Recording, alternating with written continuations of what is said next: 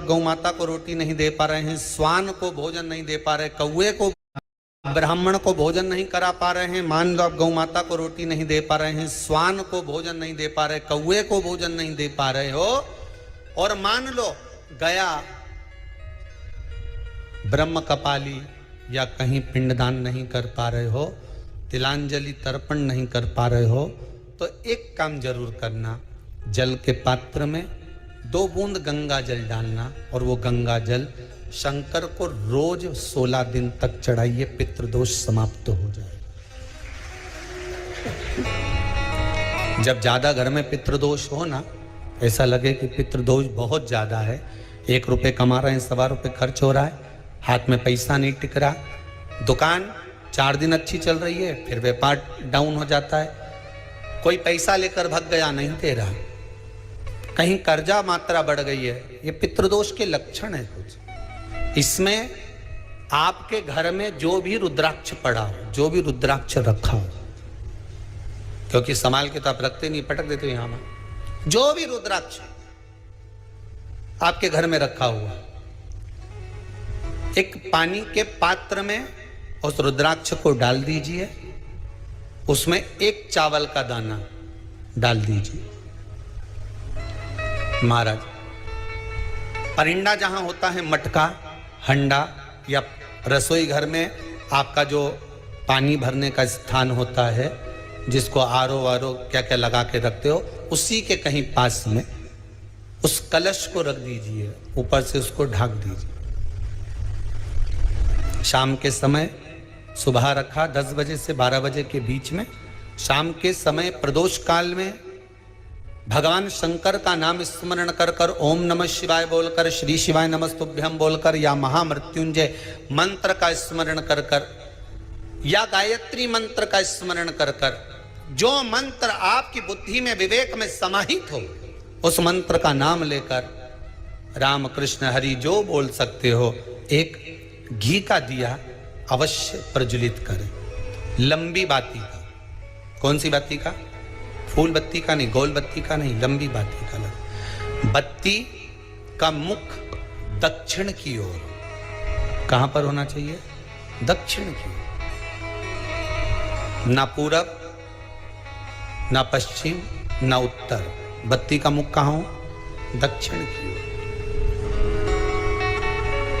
जैसे श्राद्ध पक्ष में ब्राह्मण को जब भोजन कराते हैं तो ब्राह्मण का मुख श्राद्ध पक्ष के भोजन कराते समय अगर पूरब, पश्चिम और उत्तर का होता है तो श्राद्ध के भोजन का फल नहीं मिलता, उसका मुख दक्षिण का होता है। तो हमारे घर के जितने भी पितर उस तिथि में गए होते हैं, सबको उसका भाग मिल जाता है और पितृदोष समाप्त हो जाता है। इसलिए ब्राह्मण का मुख श्राद्ध पक्ष में भोजन कराते समय दक्षिण का होना चाहिए।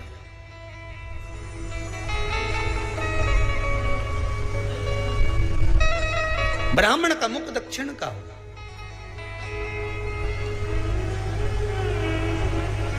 यहां तक शास्त्र कहता है, महाराज अगर गौ माता को श्राद्ध पक्ष में अगर भोजन दे रहे हो तो गाय का मुख अगर दक्षिण का है, गाय का, आपका मुख भले उत्तर का हो, गाय का मुख दक्षिण का हो, आपका मुख भले पूरा पश्चिम कहीं का, गाय का मुख अगर दक्षिण में है, अगर आपने दक्षिण में गाय को खड़ी कर रखा है और दक्षिण में उसका मुख और आप भोजन दे रहे हो, तो शास्त्र कहता है कि किसी पिंड की जरूरत नहीं पड़ती, गाय स्वतः कल्याण कर देती है, गौ माता स्वतः कल्याण कर,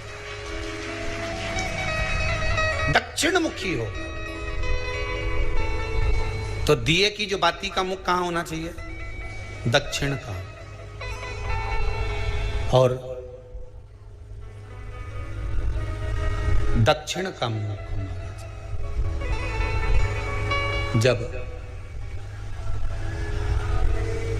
जब दक्षिण का मुख हो, दक्षिण की ओर बाती हो महाराज, तब दक्षिण की बाती जलाने के बाद में भगवान से वहीं पर प्रार्थना करें। जो कलश रखा है उसके ऊपर जो प्लेट रखी है, ढाका गया है, वहां अपना सीधा हाथ रखें और अपने पूर्वजों का, अपने पितरों का स्मरण करें कि मेरे धन को लेकर कोई चले गया, मेरा व्यापार ऐसा चल रहा है, मेरा घर में बच्चों का विवाह नहीं हो रहा, या घर में इतनी अशांति है, या तकलीफ है या कष्ट है, ये सब का स्मरण कर कर उस कलश को रात्रि भर रखे रहने दें। सुबह स्नान आदि करने के बाद फिर एक घी का दिया दक्षिण की ओर लगाकर सुबह 10 बजे से 12 बजे के बीच में उस जल को शिव जी को समर्पित कर कर आ जाएं और वो रुद्राक्ष लेकर वापिस आ जाएं। महाराज वापिस आ जाइए, उस रुद्राक्ष को अपने घर में रख दीजिए। वर्ष भर वो रुद्राक्ष आपको कभी बीमारी से नहीं घिरने देगा, कभी किसी जगह खड्डे में नहीं जाने देगा, वो उन्नति की ओर ही बढ़ाएगा। भले कोई भी रुद्राक्ष हो, 1 मुखी से लेकर 14 मुखी, 20 मुखी, 18 मुखी, जो रुद्राक्ष आपके पास में, आप तो उसका स्मरण करिए।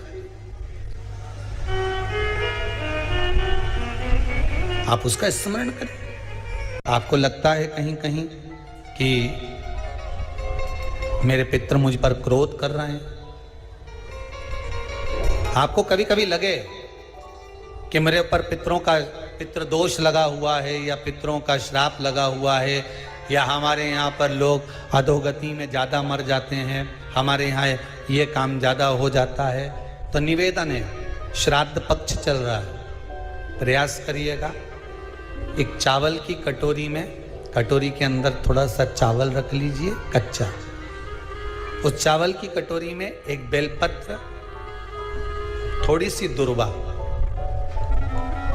बांधकर पानी का मटका, परिंडा या जहां अपना रसोई घर में जल रखते हो, उस कटोरी को वहां पर 2 दिन 3 दिन तक रख दो। वैसे तो 16 दिन रखो, ज़्यादा अच्छा था, पर जो दिन अपने को मालूम है 2-3 दिन उसको रख दीजिए। घी का दिया लगाइए। 3 दिन के बाद में उस दुर्वा को, उस बेलपत्र को शिव बाबा को समर्पित कर दो। चावल पूरे घर में घुमाने के बाद चिड़िया को या नदी में या किसी जीव को प्रदान कर दो। महाराज पितृदोष के निवारण का सुंदर तरीका। कल आपको वो काम नहीं हो रहा है, बहुत दिनों से आप प्रयास कर रहे हो और काम अटका पड़ा हुआ है, तो प्रयास करना। जल के पात्र में थोड़ा सा शहद, गंगा जल उसमें डालकर, ये जो श्राद्ध पक्ष चल रहा है, जिस समय पर, जिस श्राद्ध पक्ष के अंतर्गत, श्राद्ध पक्ष में एक पात्र में जल लेकर उसमें थोड़ा सा शहद, गंगा जल डालकर भगवान शंकर को कुंदकेश्वर महादेव के नाम से, कौन से महादेव? कुंदकेश्वर, क्योंकि विदल और उत्पल, इन दोनों असुरों ने, राक्षसों ने जब बहुत उपद्रव मचाया, ठीक, जब बहुत उपद्रव मचाया, तब माता जगतजननी के कहने पर कुंदुक का प्रहार कर कर इन दोनों राक्षसों का संहार करा था। तो शिवजी का नाम कुंदकेश्वर पड़ गया था। क्या नाम पड़ा था? कुंदकेश्वर। कहते हैं बहुत बांधाओं में जब व्यक्ति पड़ जाता है, बहुत बांधाओं में जब व्यक्ति चला जाता है, कुछ ना कुछ समस्याओं में जब व्यक्ति फंसा रहता है, पड़ा रहता है, तो कुंदकेश्वर महादेव